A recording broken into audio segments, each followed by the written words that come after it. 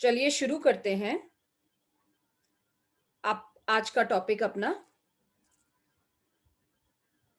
सबसे पहले हम बताएंगे कि संयुक्त राष्ट्र महासभा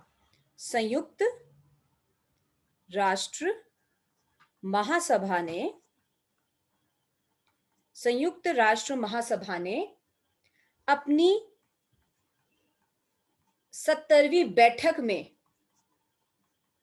ठीक है, ये कब हुई थी 70वीं बैठक? 2015 में, ठीक है। 2015 में संयुक्त राष्ट्र महासभा की 70वीं बैठक में ये कहा गया कि अगले 15 वर्षों के लिए एसडीजी मतलब सतत विकास लक्ष्य, अगले 15 वर्षों में कुछ सतत विकास लक्ष्य बनाए गए और इनको अपनाया गया और ये कहा गया कि अगले 15 वर्षों में इन्हें पूरा कर लिया जाएगा, इन्हें अचीव कर लिया जाएगा। ये कब हुई? ये बैठक हुई थी 2015 में। लेकिन उससे पूर्व एमडीजी हो गए मिलेनियम डेवलपमेंट गोल, या जिसे हम कहते हैं सहस्त्राब्दी विकास लक्ष्य। ये विकास लक्ष्य भी 15 वर्षों के लिए इन्हें अपनाया गया था, लेकिन इनकी जो अवधि थी वो थी 2000 से 2015 तक। तो अब हम ये पढ़ेंगे कि ये जो दोनों लक्ष्य हैं, इन दोनों लक्ष्यों में क्या अंतर रहा और भारत ने एमडीजीज में से, सहस्त्राब्दी विकास लक्ष्य में से कितने लक्ष्य अपना लिए और कितने लक्ष्यों को पूरा किया, उनको अचीव कर लिया, और कितने लक्ष्यों को वो नहीं पूरा कर पाया। तो ये तो हो गई 2000 की बात, ये है 2015 की बात। अब एक लेटेस्ट जो चीज आ रही है वो है एजेंडा 2030, ठीक है, एजेंडा 2030। इस एजेंडा 2030 में क्या है कि एसडीजीज को, या सतत विकास लक्ष्य जो है, उनको 2030 तक, ठीक है, कई देशों ने इसे अंगीकृत किया।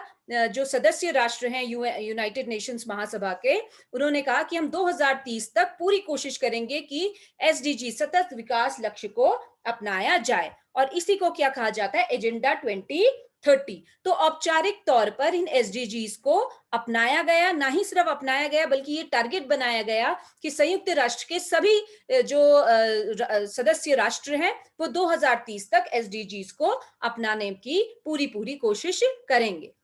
तो ये तो था एक टाइमलाइन के हिसाब से कि 2000 में ये हुआ, फिर 2015 में एसडीजीज, फिर एजेंडा 2030 2030 में, जिसमें एसडीजीज को ही हासिल करने की जो समय अवधि थी उसको बढ़ा दिया गया। अब हम एक एक करके पढ़ेंगे कि कौन कौन से मिलेनियम डेवलपमेंट गोल्स थे, ठीक है, या जिसे हम सहस्त्राब्दी विकास लक्ष्य कहते हैं। तो इसमें सबसे पहले था भूखमरी, यानी हंगर, भूखमरी तथा गरीबी को खत्म करना, ठीक है। सबसे पहला था भूखमरी तथा गरीबी को खत्म करना।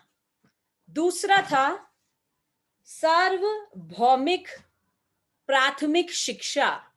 सार्वभौमिक का क्या मतलब है? यहाँ पे सार्वभौमिक का मतलब है यूनिवर्सल, यानी प्राइमरी एजुकेशन सबको मिले, सभी को यूनिवर्सल प्राइमरी एजुकेशन, ठीक है। ये तो था दूसरा एमडीजी, ठीक है। याद रखिए एमडीजीज का जो कार्य अवधि थी वो थी 2000 से 2015।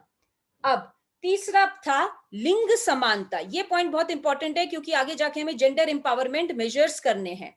तो लिंग समानता यानी जेंडर इक्वालिटी, यानी पुरुष और महिलाओं में किसी भी प्रकार का कोई भी अंतर ना करना। लिंग समानता तथा महिला सशक्तिकरण, यानी महिलाओं को सशक्त बनाना है, आर्थिक, सामाजिक और हर तरीके से महिलाओं को सशक्त बनाना है। लिंग समानता तथा महिला सशक्तिकरण का प्रचारण करना। चौथा पॉइंट है शिशु मृत्यु दर कम करना। इसे हम इंग्लिश में बोलते हैं IMR, इन्फेंट मोर्टेलिटी रेट। जाहिर सी बात है यदि हमारी स्वास्थ्य सुविधाएं अच्छी होंगी तो शिशुओं में जो मृत्यु दर है वो कम हो जाएगी।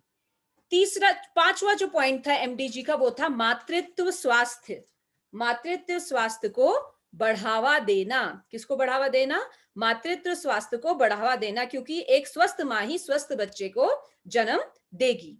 तो ये तो थे हमारे 5 पॉइंट्स। आगे के पॉइंट्स पढ़ते हैं एमडीजीज में।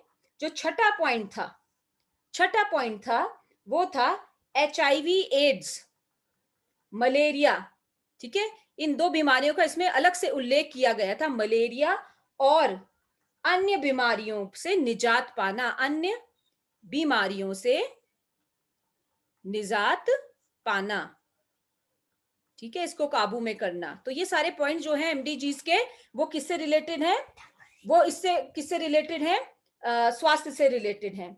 और नेक्स्ट जो पॉइंट है वो है हमारा पर्यावरण सततता, यानी इन्वायरमेंटल सस्टेनेबिलिटी।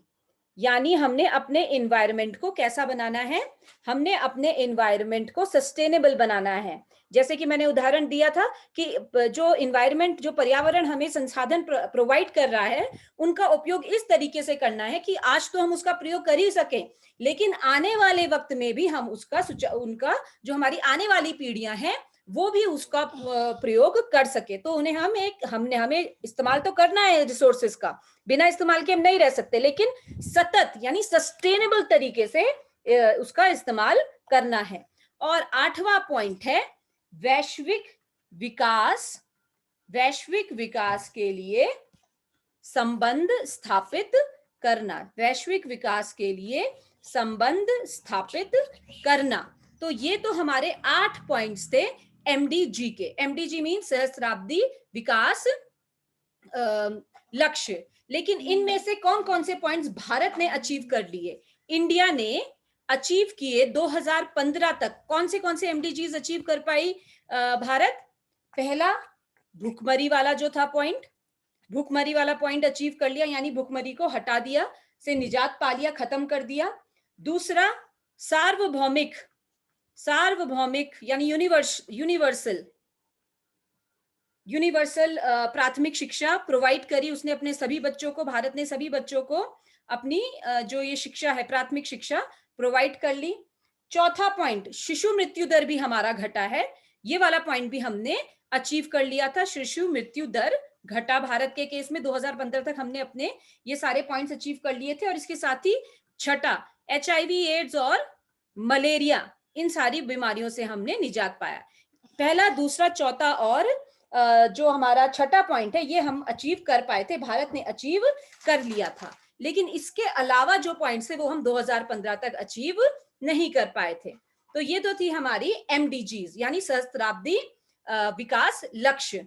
अब हम बात करते हैं अपने एसडीजीज की, या सस्टेनेबल डेवलपमेंट गोल्स, जिसे हम सतत विकास लक्ष्य कहते हैं। तो इसमें हमने जैसे पहले भी बात की, द 2030 एजेंडा है ना, द 2030 एजेंडा, जिसे अचीव किया गया, जिसे अपनाया गया सितंबर 2015 में। और लागू कब से हुआ? ये छोटे छोटे पॉइंट्स है जो आपके एग्जाम में पूछे जा सकते हैं। 1 जनवरी 2016 से तो लागू हुए ये एजेंडा 2030। और अपनाया कब गया इसको राष्ट्रीय संयुक्त राष्ट्र महासभा द्वारा? सितंबर 2015 में। और कितने लक्ष्य थे इसमें? 17। वेरी इंपॉर्टेंट पॉइंट, 17 लक्ष्य थे इसमें, और 169 उपलक्ष्य थे, है ना, 169 उपलक्ष्य थे। और इनको जो प्राप्त करने की अवधि निर्धारित की गई वो की गई 2016 से 2030। ठीक है, और इन 17 में से 8 जो लक्ष्य हैं वो किससे लिए गए हैं? एमडीजी से लिए गए हैं, या सहस्त्राब्दी विकास लक्ष्यों से लिए गए हैं। तो